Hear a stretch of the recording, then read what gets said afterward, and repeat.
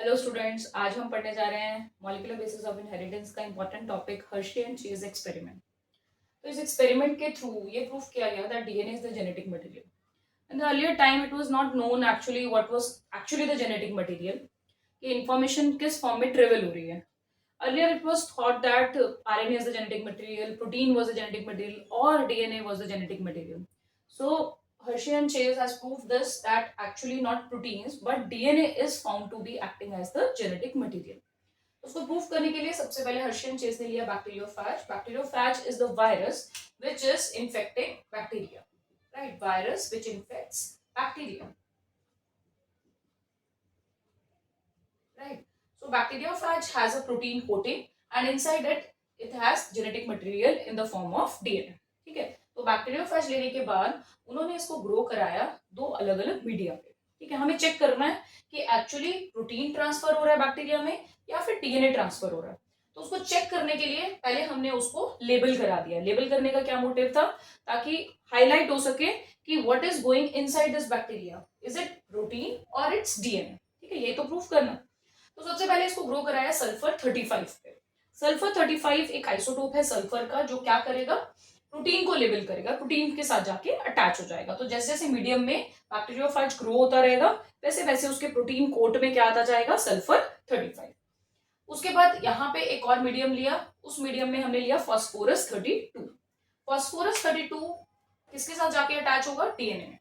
DNA deoxy ribonucleic acid, उसमें एक phosphoric acid भी रहता है, राइट? जब आपने स्ट्रक्चर पढ़ा होगा तो ये फॉस्फोरस की कैपेबिलिटी होती है किसको लेबल करने की, डीएनए लेबल करने की।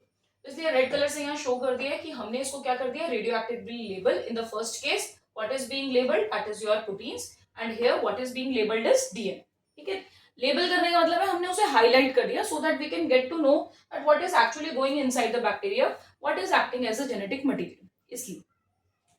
ठीक है, देन आफ्टर दैट ये जो बैक्टीरियोफेज आपने ग्रो किए, जो लेबल किए, इनको ग्रो कराया गया एक मीडियम पे जिसमें क्या थे, बैक्टीरियास। ठीक है, तो अब उस मीडियम में जब ग्रो कराया तो ये सारे बैक्टीरियोफेज ने इन्फेक्ट किया किसको, बैक्टीरिया को, एज पर देयर कैपेबिलिटी। जैसे उन्होंने इन्फेक्ट किया तो as per the rule what should go inside is the DNA. ठीक है, जाना क्या चाहिए था, डीएनए। प्रोटीन कोट आप देख पा रहे होंगे तो बाहर ही रह गया, बट हम उसे कैसे चेक करेंगे दैट डीएनए ही अंदर गया, प्रोटीन अंदर नहीं गया। तो उस मीडियम को, उस मीडियम में, ये मीडियम में हमने इसको ग्रो कराया जिसमें प्रोटीन कोट बाहर रह गया, डीएनए अंदर चला गया। ठीक है, तो इस मीडियम को पूरे को हमने ब्लेंड किया और उसके बाद उसे सेंट्रीफ्यूज किया। सेंट्रीफ्यूज जिसमें छोटे छोटे ट्यूब्स रहते हैं और हाई स्पीड पे उसे रोटेट कराया।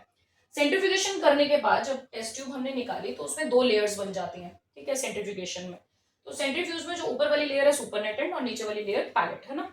तो ऊपर वाली लेयर यहाँ पे जो मीडियम था उस मीडियम में प्रोटीन्स बाहर थे, डीएनए अंदर, है ना। और लेबल किसको कराया हुआ था, प्रोटीन्स को। तो रेडियो एक्टिविटी ग्लो जो था वो कहाँ दिखना चाहिए था, मीडियम में, है ना। अगर डीएनए, डीएनए में तो डीएनए तो गया बट वो रेडियो एक्टिवली लेबल नहीं था तो वो हाईलाइट नहीं होगा। तो जब इसमें टेस्ट ट्यूब में देखा गया सेंट्रीफ्यूज करने के बाद तो रेडियो एक्टिविटी सुपरनेटेंट में दिखी। क्यों? क्योंकि प्रोटीन कोड कहाँ रह गया बेटे, सुपरनेटेंट में। ठीक है, अब जब यहां से ब्लेंडिंग की, सेम मीडिया को यहां भी ब्लेंड कराया, ये दिस इज द मीडिया जिसमें आपका प्रोटीन कोट है और डीएनए अंदर चला गया। अब यहाँ पे डीएनए हाईलाइटेड है। ठीक है, अब यहाँ पे जब सेंट्रीफ्यूज कराया गया तो हमारे पास रेडियो एक्टिविटी कहाँ डिटेक्ट हुई, पैलेट में। और जो आपका सुपरनेटेंट था वहां पे प्रोटीन कोट रहा बट वो हाईलाइट नहीं हुआ। तो इसे क्या प्रूफ हुआ कि रेडियो एक्टिविटी यहाँ पे सुपरनेटेंट में है, इट मींस प्रोटीन तो बैक्टीरिया के अंदर गया ही नहीं। और यहाँ रेडियो एक्टिविटी आपको कहाँ दिख रही है, बैक्टीरियल सेल्स में। और यहाँ हमने, आप देखोगे रेडियो एक्टिव किसको कराया था, डीएनए को। इट मींस जो आपका डीएनए है वो कहाँ चला गया, बैक्टीरियल सेल में। प्रोटीन जो है वो डीएनए जो बैक्टीरिया के अंदर वो जा ही नहीं पाया। Are you getting? तो it is actually the DNA which is getting transferred to the bacterial cell.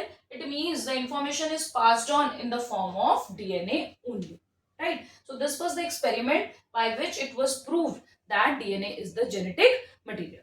ठीक है, ब्रीफली जल्दी से बता देती हूँ क्या किया। बैक्टीरियोफेज लिया, प्रोटीन को लेबल कराया, यहाँ डीएनए को लेबल कराया, फिर उन्हें बैक्टीरियल सेल से इन्फेक्ट कराया। बैक्टीरियोफेज ने बैक्टीरिया को इन्फेक्ट किया, गया डीएनए, बट हमें चेक करना, कंफर्म करना कि डीएनए गया है, प्रोटीन गया। जब हमने इसको सेंट्रीफ्यूज कराया तो यहाँ पे कोई भी रेडियो एक्टिविटी आपको डिटेक्ट नहीं हुई बैक्टीरियल सेल में, बट यहाँ रेडियो एक्टिविटी डिटेक्ट हुई बैक्टीरियल सेल में। इट मींस जो डीएनए है that has been transferred to the bacteria, not the protein coat, right? So by this experiment, Hershey and Chase experiment, this has been proved. तो ये boards में बहुत question पूछा जाता है, Hershey and Chase एक्सपेरिमेंट को prove करो, या फिर ऐसे पूछ लेते हैं, how you can prove that DNA is acting as a genetic material, name the scientist and explain the experiment. कई बार ये डायग्राम दे देते हैं और ABC करके आपसे पूछ लेंगे that what this is depicting, how this protein code is being labelled, कौन सा आइसोटोप यूज किया, यहाँ पे डीएनए को किससे लेबल किया, ठीक है, तो रेडियो एक्टिविटी से कैसे प्रूफ किया गया. So they are basic questions which are being asked on this topic. So I hope ये क्लियर हो गया होगा आपको, हो गया होगा. सेम चैप्टर पे और वीडियोस हम लोग अपलोड करते रहेंगे, देखते रहिए स्पार्क साइंस चैनल. अगर आपने सब्सक्राइब नहीं किया so kindly subscribe my channel so that you can get the notification of new videos. Thank you so much. Take care.